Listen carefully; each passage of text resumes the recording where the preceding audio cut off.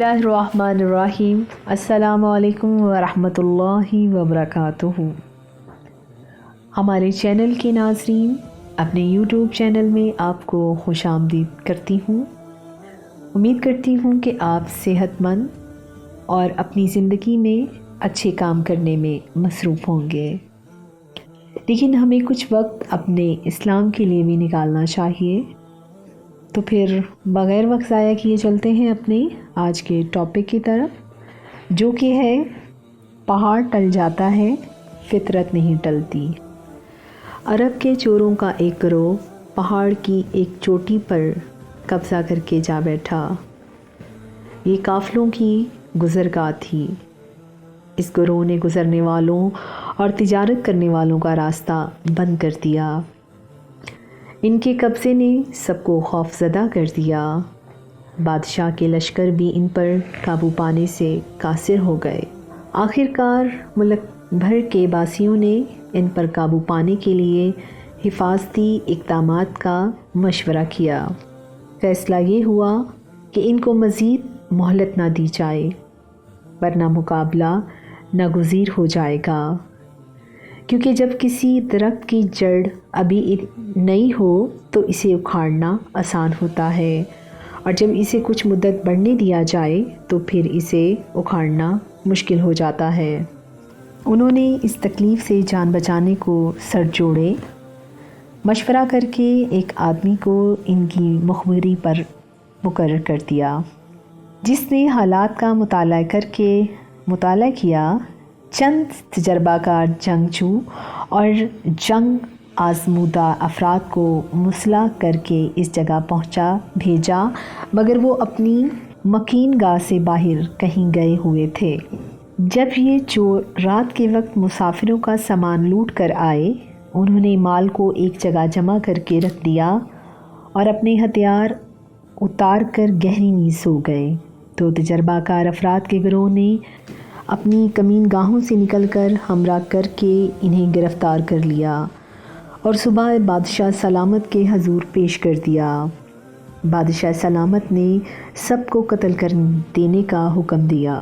اتفاقاً چور کے گروہ میں ایک نوجوان تھا جس کا آغاز جوانی تھا اور بھی اس کی مونچھیں ابھی نہیں پھوٹی تھیں۔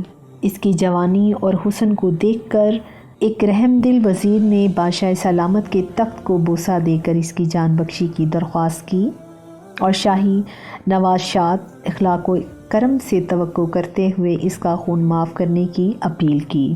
اس پر بادشاہ سلامت نے برہم ہو کر کہا کہ جس کی بنیاد بری ہے وہ بھلے لوگوں کو پسند نہیں کرتا، اور نااہل کی تربیت کرنا ایسا ہے جیسے کسی گیند کی چوٹی پر اخروٹ کو کھڑا کرنا۔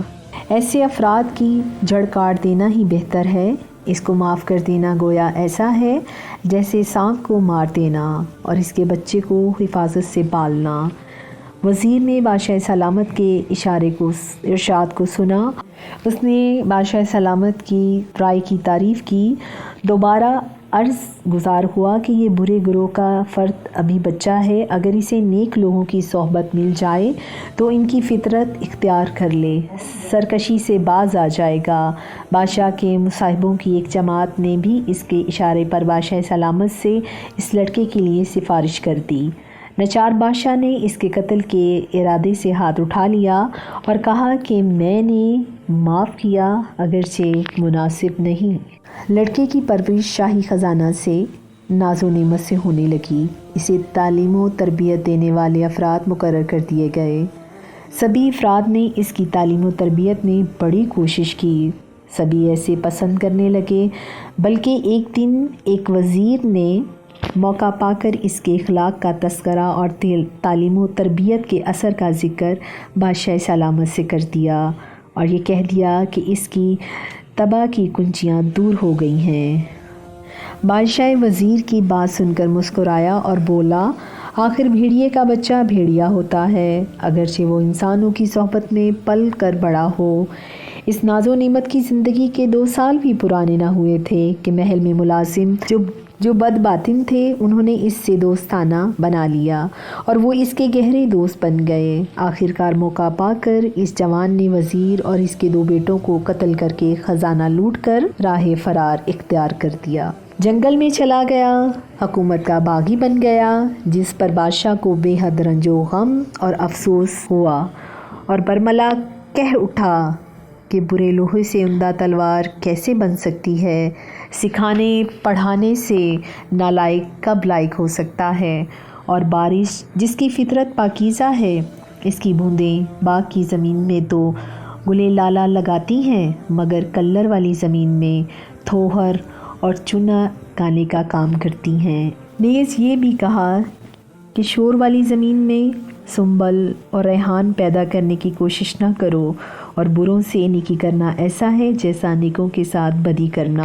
جی جناب، امید کرتے ہیں کہ آج آپ کو ٹاپک پسند آیا ہوگا، اور اگر کوئی غلطی ہو جائے تو اس کے لیے معذرت ہے۔ میں تھی آپ کے ساتھ آنی خان، انشاءاللہ ملیں گے نیکسٹ ٹاپک میں۔